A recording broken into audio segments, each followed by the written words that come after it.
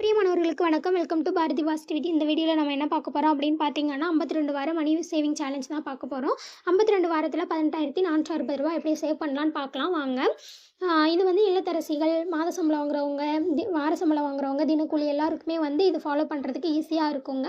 நம்ம கிராசரி வாங்குறது, காய்கறி வாங்குறது, பால் செலவு இப்படி சொல்லிட்டு அந்த அமௌண்ட்டில் வந்து கொஞ்சம் கொஞ்சமாக எடுத்து வச்சு இதை வந்து நம்ம கண்டிப்பாக சேவ் பண்ணிடலாம்.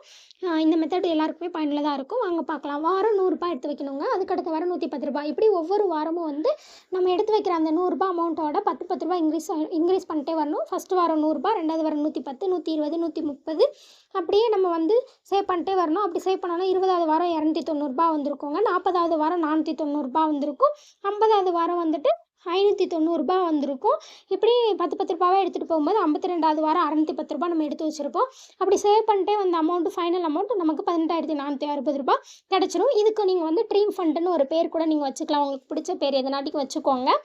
ஒரு அப்போ தான் நம்ம வந்து டார்கெட் இருக்கும்போது தான் அதை வந்து நம்ம ஆர்வமாக பண்ணுவோம். அதை சேவ் பண்ணிடணும், அதை அச்சீவ் பண்ணணும்னு சொல்லிட்டு அந்த இலக்கை நோக்கி நம்ம பயணிப்போம்.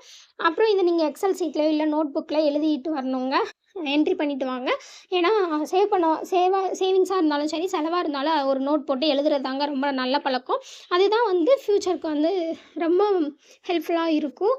இதை வந்து நீங்கள் உங்களுக்கு பிள்ளைங்களுக்கு ஸ்கூல் ஃபீஸ் கட்டுறதுக்கு, எல்ஐசி கட்டுறதுக்கு, அப்புறம் மெடிக்கல் எமர்ஜென்சினா ஒரு செலவுக்கு, பிள்ளைங்களுக்கு கம்மல் வாங்க, தோடு வாங்குறதுக்கு, கொலுசு வாங்குறதுக்கு, அப்படி சின்ன சின்னதுக்கு வந்து நம்ம யூஸ் பண்ணிக்கலாம்.